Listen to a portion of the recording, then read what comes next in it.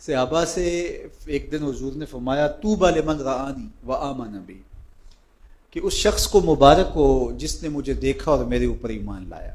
کتنا خوش قسمت ہے جس نے مجھے دیکھا اور میرے اوپر ایمان لایا۔ تو صحابہ بہت خوش ہوئے، لیکن حضور نے پھر دوسری بات فرمائی، وطوبی 7 مرات من لم یرانی وآمن بی، اور اس کو 7 مبارکیں ہوں جس نے مجھے نہیں دیکھا پھر بھی ایمان لایا۔ کہا اس کو 7 مبارکیں۔ یار چاند سامنے ٹکڑے ہوتے ہوئے دیکھ کر ایمان لانا بڑی بات ہے، اگرچہ ابو جہل پھر بھی نہیں مانا تھا، لیکن ایک چیز دیکھی نا، حضور کا چہرہ دیکھا اور پتھروں سے چشمے پھوٹتے دیکھے، انگلیوں سے چشمے بہتے دیکھے، اور جو ہے وہ سورج کو پلٹتے دیکھا، درختوں کو سلامی دیتے ہوئے دیکھا، کھجوروں کو۔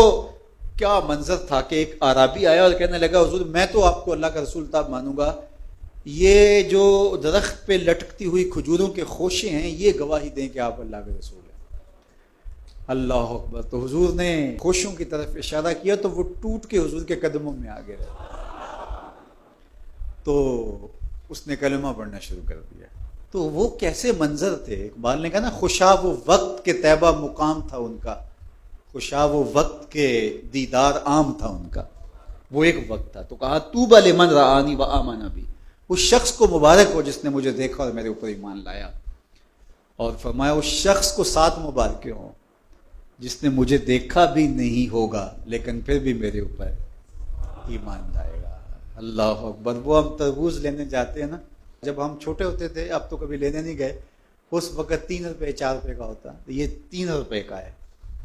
تو ہم کہتے اچھا اس کو وہ ٹکی وغیرہ لگا دیں، کہتے نہیں ٹکی لگا کے اگر لیں گے تو پھر 5 روپے کا ہوگا، ہمارے پہ یقین کریں گے تو لے جاؤ 3 روپے کا، لیکن جب ہم چیک کر کے دیں گے تو پھر قیمت اس کی زیادہ ہوگی۔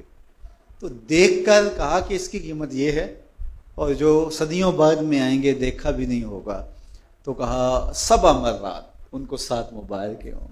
تو یہ 7 مبارکیں حضور کی جانب سے وصول کیجئے اور خوشی کا اظہار کیجئے، اور اپنی زندگی اسی خوشی میں تقوی کے نور سے مالا مال رکھیے۔ ہم یہاں ایک ایک لمحہ، ایک ایک ساعت، ایک ایک حرکت، ایک ایک سکنت کے جواب دیں۔ ثم لتسألن یومئذ عن النعیم، اس دن ایک ایک نعمت کے بارے میں ہم سے سوال ہونا ہے، پوچھا جانا ہے۔ اس لیے اپنے سارے معاملات کو مرتب رکھیں، منظم رکھیں، تو اللہ ہمیں قلب کی طہارتیں، روح کی پاکیزگیاں، سوچوں کی عفتیں اور دامن کی پارسائیاں نصیب فرمائے۔ یہ مختصر زندگی اس کی یاد میں گزرے، اس کے ذکر میں گزرے، اس کی محبت میں گزرے۔ ہم جہاں کہیں بھی ہوں یہ خیال ہمارے ساتھ جڑا رہے کہ ہمارا مالک ہے اور ہم اس کی نگاہوں میں ہیں اور ہم اس کی نافرمانی نہیں کرنی۔ یہ خیال زندگی کو نہال کر دیتا ہے کہ میرا مالک ہے کوئی اور میں اس کا مطیع، فرما بردار اور اس کے حکم کا پابند ہوں، میں کیوں اس کو ناراض کروں۔ تو تقوی اسی احساس کا نام ہے کہ میرا مالک مجھ سے ناراض نہ ہو جائے۔ علماء نے بڑی خوبصورت بات یہاں لکھی کہ جو کہا گیا اتقوا اللہ، اللہ سے ڈرو، تو کہتے ہیں کہ یہ تو عجیب بات ہے کہ بندہ جس سے ڈرتا ہے اس سے نفرت بھی کرتا ہے۔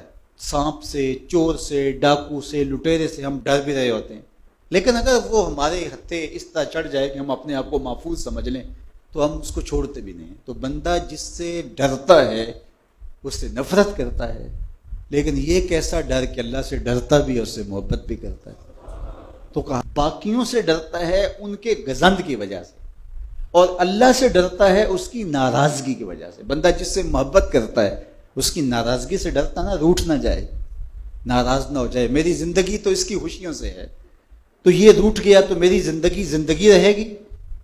تو اللہ سے ڈرنے کا یہی مفہوم ہے، تقوی کا یہی مفہوم ہے کہ بندہ ہر وقت اس احساس میں ڈوبا رہے کہ میرا مالک مجھ سے ناراض نہ ہو، میرا مالک مجھ سے راضی ہو۔ یہ احساس اگر انسان کے ساتھ جڑ گیا تو پھر اس کے اٹھنے والے قدم ہمیشہ اچھائی کی طرف جائیں گے، اس کی زبان سے نکلے والا جملہ اللہ کی رضا کے دائرے میں رہے گا، اس کی حرکات و سکانات اس کی رضا کے دائرے میں رہیں گی، اور وہ کبھی بھی نافرمانی کی طرف نہیں آئے گا۔